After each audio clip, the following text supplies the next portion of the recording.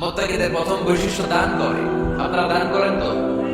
কিশোরগঞ্জের ভাইয়েরা সবাই করেন? করেন তো? Take it as a reminder.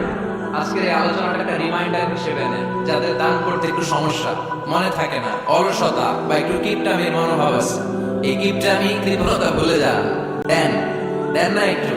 আপনারা দিবে কে? বিশ্বাস হয় দিলে বাড়ে, দিলে না দিলে কমে। কারণ আপনি দিলে আপনারে দিবে কে? তবে গোপন অবস্থায় দেওয়াটা উত্তম। প্রকাশ্য দান করলে আল্লাহ কবুল করেন, এটাতেও সওয়াব আছে, কিন্তু গোপনে দান করলে বেশি খুশি হয় কে? গোপনে দান করলে আল্লাহর রাগ ক্রোধ কমে যায়। আপনার কোন পাপের কারণে আল্লাহ যদি আপনার উপর রেগে থাকে, আপনি গোপনে কিছু দান করে দেন, ওই রাগটা মুহূর্তেই ঠান্ডা হয়ে যাবে।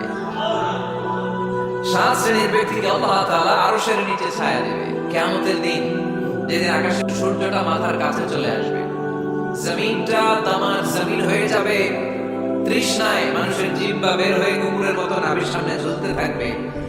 সূর্যের প্রচন্ড কিরণ আর তাপে মাথার মগজগুলো গলে গলে নাকের ছিদ্র আর কানের ছিদ্র দিয়ে ভাতের মাড়ের মতো টপ টপ করে বেয়ে বেয়ে পড়বে। আল্লাহর আরশের ছায়া ছাড়া সেদিন আর কোনো ছায়া থাকবে না। বিষ্ণু বললেন 7 শ্রেণীর ব্যক্তিকে আল্লাহ তাআলা সেদিন আরশের নিচে ছায়া দিবে। তার মধ্যে থেকে 1 শ্রেণীর ব্যক্তি, কিশোরগঞ্জের ভাইয়েরা খেয়াল করে শুনেন, তার মধ্যে 1 শ্রেণীর ব্যক্তি হচ্ছে রাজুলুন তাসাদ্দাকা বিসাদাকা ফাআখফাহা। 1 শ্রেণীর ব্যক্তি হচ্ছে ওই ব্যক্তি যে গোপনে আল্লাহর জন্য দান করে।